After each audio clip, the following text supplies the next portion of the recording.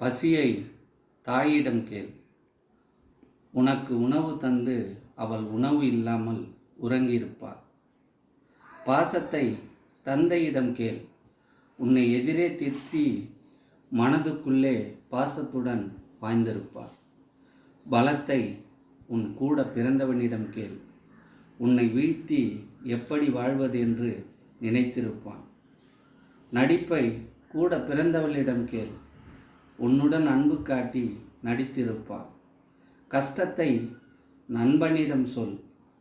உன்னை பற்றி இன்னொரு நண்பனிடம் சொல்லி சிரிச்சிருப்பான். உதவி என்று தெரிந்தவனிடம் கேள். உன்னை பார்த்தவுடன் பதுங்கி போயிருப்பான். வாழ்க்கையை பற்றி உன் மனைவியிடம் கேள். எப்பவும் ஏதோ எதிர்பார்ப்போடு வாழ்ந்திருப்பார். உன்னை பற்றி உன் பிள்ளைகளிடம் கேள். உன்னை மறந்து மறு உறவை பிடித்திருப்பான்.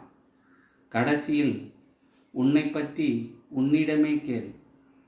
நான் மட்டும் நல்லவனா என்று அடுத்தவனை குறை சொல்வதை நிறுத்தியிருப்பாய். நன்றி.